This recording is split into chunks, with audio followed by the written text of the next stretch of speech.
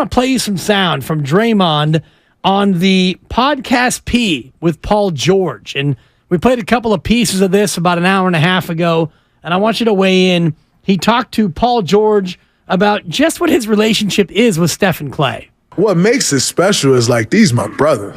These are guys who like go to war with. These are guys that when we're done playing, I'll still keep in contact with. You know, I'm going through free agency right now. You know, you hear this and you hear that and just updating them on like my thoughts. Like every step of the way, I update them. Like, yo, because I don't want it to get down to a point to where if I was to leave, that because you just can't control news anymore. Like it's impossible to control news. That's getting out. You know, like it's getting out. And so if I leave, that it's just like wham. Like, hey fellas, just FYI, I'm gone. You know, like, or lead a chat. It come across like your phone and I don't get the chance to tell you. You know, and so I'm like in touch with them like a couple times a week right now, just kind of letting them know my mindset, what I'm thinking, what I'm hearing, you know. It sounds like he's keeping him updated, but that also sounded to me like kind of empty rhetoric because, you know, he's updating them on whether or not he's going to leave and what the progress is like.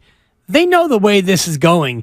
It's who's going to give Draymond Green the most money, and if it's close, he's staying with the Golden State Warriors. Yeah, it is, and I think it's really out of respect that he's doing it, not out of ego. I think he's letting them know so those guys aren't surprised by anything. But it's also just a simple matter of, hey, Detroit really is coming with this offer, and Sacramento really does mean business with that offer. And so, boy, you know, Joe wants to pay this, but it ain't going to be that because these two other teams are going to be in the mix. So to me, it's out of respect to keep those guys in the loop. And I think often we see star players that don't have that connection to their teammates, sometimes even pairs or trios that have all agreed to come together in unison to make a run. And it's just like, I'm out. I'm not even going to say it. So I didn't have any problem with it. I thought it was abundantly respectful. Yeah, respectful, but no mention of Kavan or Wiggins and, Guy Santos. He didn't mention that he's going to call Guy and update him on his status. Yeah, Guy Santos doesn't get it. No, he doesn't get that call. He didn't get that call. Apparently, and I'm GP2 either, but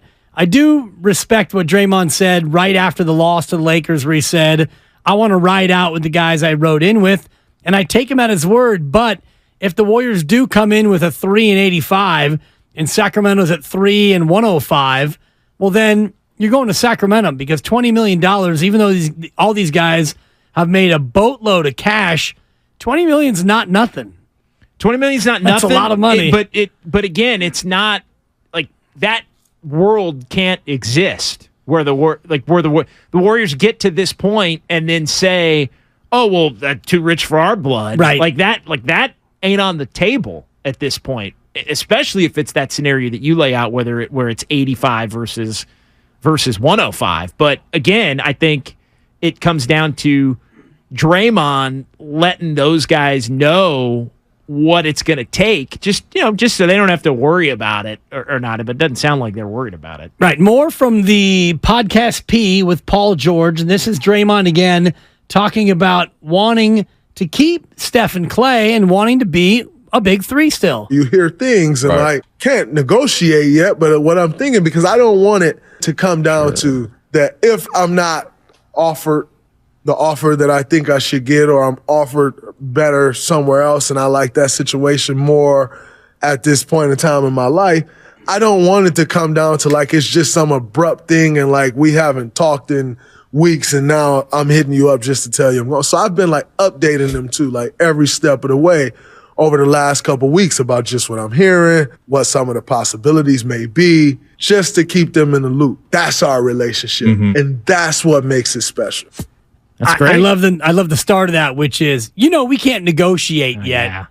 So you can't negotiate yet, but you're keeping them in the loop on your negotiations. Right. So you're keeping Steph and Clay in the loop about the fact that you can't negotiate yet. And the very fact that they can't negotiate yet is mostly laughable because, they're absolutely negotiating in some way, shape, or form. And The negotiation is as simple as Draymond calling them and saying, yeah, guys, I'm opting out. I plan on opting out at 27.6. And they say, okay. Is it because you want less than 27.6 next year or more? And he laughs and he says, well, we can't negotiate. But they know that he opts out at 27.6. And the Warriors have a good idea, about what Draymond Green wants. And you remember last offseason, the word came out that Draymond wanted a max, and he got met with crickets, and he didn't get a max. In fact, he didn't get anything. He didn't get an extension. So that was absolutely a message sent. And then now this year goes the way it goes, and you don't win a chip, and you don't get along with Jordan Poole, and now Poole's gone, and Steph and Clay are still here, and the coach says we can't win without Draymond Green. So you don't have to necessarily negotiate for messages to be sent on both sides. Yeah, and again, I think we really are just talking about the difference between, and maybe it is a wide disparity between 80, 85 and 105 or something like that, but either way, you have to me, if you're the Warriors, you're saying, all right, Dre, go get it, go set the market.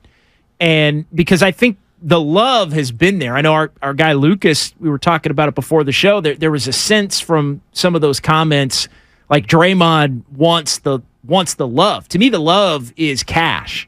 The love is the contract. The ambassador of Quan. Everybody has said they want him back and the reasons why. Like that's there isn't an amount of stating it. It's about showing it. Like show the money is the appreciation. Show me the money? Is that where you're going? The money is the appreciation level, the respect level for what he's brought to the table and how important he is moving forward. And so if there was a way where you'd worry about it potentially getting sideways, it would be that notion that Draymond is annoyed at the fact that maybe the floor for the Warriors level isn't where it should be, right? Like the Warriors are saying, Draymond, set the market, we'll match it. Well, the what if is, well, what if Draymond's saying, well, set the mark, that's great, but you're thinking 3-70. Your initial offer should be like 3-90 or 3-85. Sure. Don't make me have to go chase that. That's disrespectful. I still don't think it gets to that point. Right. But if you're looking for scenarios where it might go a little bit sideways, to me it would be the respect level that comes with the initial offer. You lowballed me on that. So now I've got to go chase 85-90. Like that should be price of admission in my mind if I'm speaking, from Draymond's. I agree with you to that point. 888-957-9570. Do you want Draymond? Do you think there's a price point where the Warriors have it be too rich for their blood? We're going to go to the phones momentarily, but first from the Comcast Business text line, this comes in with the notion of, I think Draymond Green's being selfish, trying to get the most money away from his fellow teammates. That's from the 925. And I think each individual has to act on his own best interest, but the more he gets, I think makes it tougher for Klay Thompson to go ahead and get as much as he wants next year. Also from the 925, Dre isn't getting 30-plus from anyone. That becomes the interesting part of it, JD, because is Draymond going to get 30-plus from anyone? We know that Sacramento has been interested. Detroit's been on the periphery. The Lakers, we kind of know now, are out on Draymond based on the moves they've made. So Draymond doesn't have a ton of suitors, but all it takes is one other offer, one other team to be at a level, and that's where your market becomes set. Yeah, if nobody wants to actually make him an offer, then he's going to have to go back to the Warriors with the best offer he does or he can get, and that becomes where the market is set. I mean, there's no guarantee that there's interest, and a lot of people can be interested or do this thing or that, but it's like we were talking about in the last hour. Is Sacramento actually going to offer 3 and 100? Or are they going to be in a position where they're also in on Middleton and they want to get in on Kuzma and they might want to do a sign and trade with Harrison Barnes, and they Detroit, it's the same kind of thing. Like they want they may want Draymond Green, but they're also going to stink no matter what. So, do they? Is that a realistic option? Exactly. Perceived leverage is what it is. And so I don't. if I'm the Warriors, I'm inclined to, okay, Dre, like, you really want to go to the Detroit? But the fact that he grew up in Saginaw, which is about 45 minutes north of Detroit, that makes it feel a little bit more real. I'm with you in terms of it's not likely. A guy who is as competitive as Draymond, who competed in Finals 4 at Michigan State, and NBA champions, he's been to 6 finals. Sure, but he's going to go to a 17-win Pistons team. Draymond, like, is to play with Wiseman. $15 million, like, let's just say roughly $15 million more is going to be the reason. And I'm talking over the duration of the contract. Oh yeah, it'd have to be $50 million more. $15 to $20 million more is going to be the difference between not playing for championships at all, basically, versus trying to go for 5 or 6 or 7. Not 5. I mean, not 6. That just thank you, because there's no way never gets old. If he goes to Detroit, it's a money grab. Like, it's because they're not contending for anything until he'd be at the end of that deal anyway. No, you're right. And if you do go money grab route, you're doing it for more than $15 million. Exactly. So you're doing it for 50. That minimum, right? That doesn't add up. So there isn't going to be that gap. Is I guess what I'm getting at. I agree, and that's what makes the Sacramento potential all the more interesting.